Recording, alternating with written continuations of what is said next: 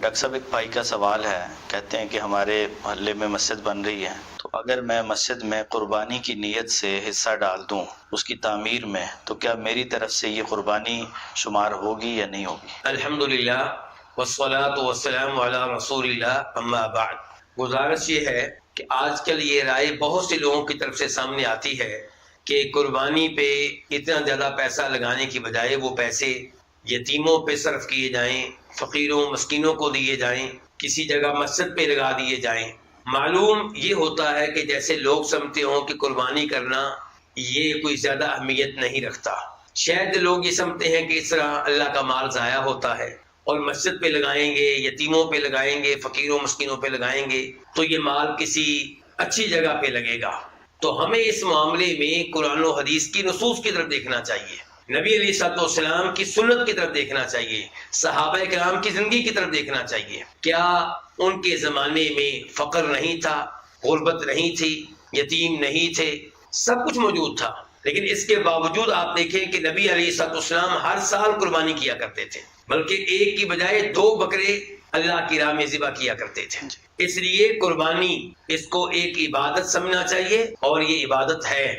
اس کو اہمیت دی جائے۔ جانور ذبح کرنا اللہ کے نام پہ یہ ایک عبادت ہے، فصل لربک وانحر۔ اور آپ جب جانور ذبح کرتے ہیں قربانی کے موقع پہ، ایک تو آپ نے اللہ کی راہ میں جانور ذبح کیا، اللہ کے نام پہ جانور ذبح کیا، یہ عبادت، اور دوسرے نمبر پہ آپ نے نبی علیہ الصلوۃ والسلام کی سنت پہ عمل کیا، تیسرے نمبر پہ آپ نے لوگوں میں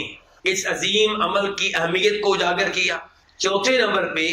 آپ خود بھی گوشت کھائیں گے، اپنے پڑوسیوں میں تقسیم کریں گے، رشتہ داروں میں تقسیم کریں گے، فقیروں مسکینوں میں تقسیم کریں گے، یتیموں میں تقسیم کریں گے، تو اس کے فوائد بہت زیادہ ہیں۔ اس لیے اس عظیم عمل کو اہمیت دی جائے، اور اس عمل کی اہمیت کو جو لوگ کم کر رہے ہیں ہمیں ان کا شریک کار نہیں بننا چاہیے، ان کی مدد نہیں کرنی چاہیے، بلکہ ایسے لوگوں کی اصلاح کرنی چاہیے کہ آپ اس چیز کو زیادہ اہمیت دیں جس کو اللہ تعالیٰ نے اہمیت دی ہے، آپ اس چیز کو زیادہ اہمیت دیں جس کو نبی علیہ الصلوۃ والسلام نے اہمیت دی ہے، جس کو صحابہ کرام نے اہمیت دی ہے۔ اب آتے ہیں اس بھائی کی طرف جن کے بارے میں آپ نے سوال کیا ہے، وہ یہ پوچھنا چاہتے ہیں کہ اگر میں یہ پیسے جو جانور خریدنے پہ لگانے ہیں میں مسجد پہ لگاؤں قربانی کی نیت سے، تو کیا میری طرف سے قربانی ہو جائے گی؟ قطعی طور پہ قربانی نہیں ہوگی۔ مسجد میں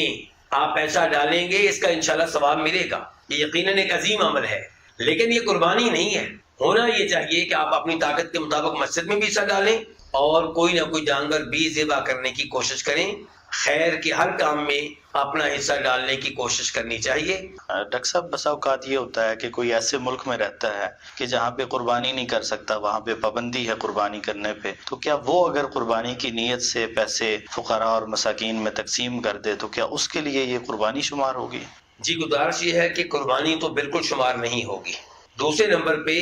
یہ پیسے غریبوں فقیروں مسکینوں میں تقسیم کرنے کی بجائے اس ملک میں بھیج دیے جائیں، اس شہر میں بھیج دیے جائیں جہاں قربانی کرنے کی اجازت ہے، اور وہاں پہ جانور ذبح کیا جائے اس آدمی کی طرف سے